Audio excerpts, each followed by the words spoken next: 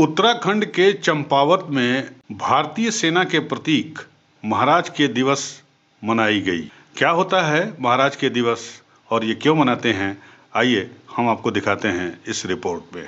सन 1965 के भारत और पाकिस्तान युद्ध में भारतीय सेना की 9 कुमायूं रेजिमेंट के शौर्य के प्रतीक महाराज के दिवस को लोहाघाट के सैनिक विश्राम गृह में पूर्व सैनिकों और वीर नारियों ने धूमधाम से मनाया।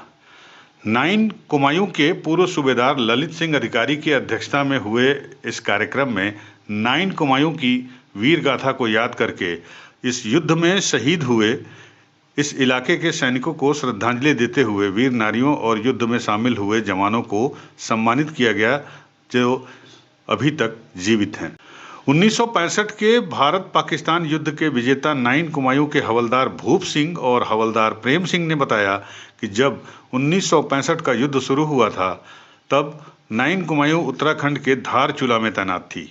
जब 9 कुमायूं को युद्ध में जाने का आदेश मिला तो इसके बाद पलटन रवाना हुई। हवलदार भूप सिंह ने बताया कि 9 कुमायूं जब युद्ध में शामिल हुई तो पलटन के जवानों ने बड़ी बहादुरी से लड़ते हुए पाकिस्तानी सैनिकों को मार गिराते हुए 7 सितंबर 1965 यानी आज के दिन पाकिस्तान के भीतर तक घुस गई और पाकिस्तान के सियालकोट के महाराज के गांव पर कब्जा कर लिया।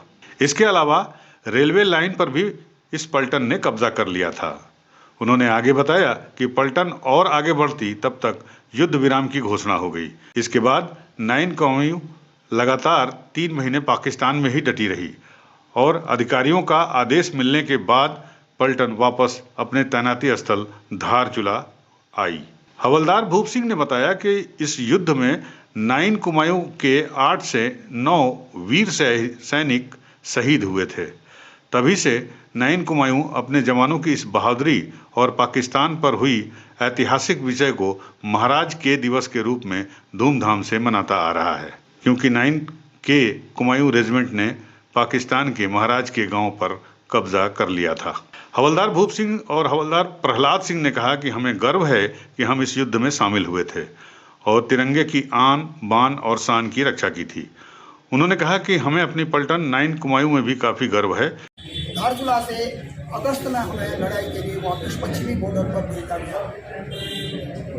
7 सितंबर को उससे पहले हम लोग माधोपुरा में पठानकोट के आगे माधोपुरा बीच में 2 दिन का रेस्ट किया और वहाँ पर अपना पूरी लड़ाई की तैयारी करी।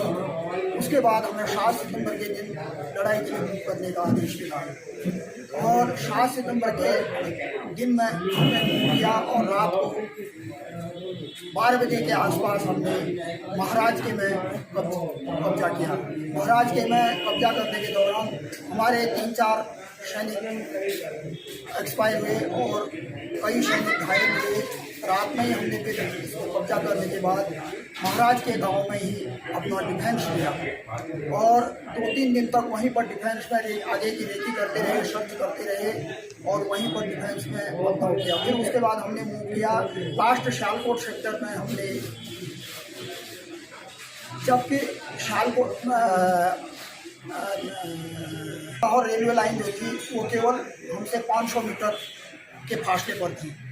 हम उसको भी क्रॉस कर रहे थे लेकिन तब तक शिशफायर का आदेश मिल गया, शिशफायर हो गई। तो इसमें हमारे करीब 7-8 जवान हमारे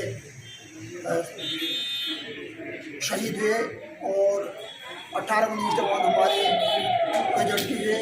और आयोजन में major Suresh Singh Phartyal, squadron leader Amardeep Phartyal, पूर्व कैप्टन RS देव, कैप्टन रघुवीर, कैप्टन अमर सिंह बोरा सहित कई पूर्व सैन्य अधिकारी, वीर नारियां और पूर्व सैनिक शामिल हुए। यूपी न्यूज़ 9 के लिए लोहाघाट से लक्ष्मण सिंह बिष्ट की रिपोर्ट।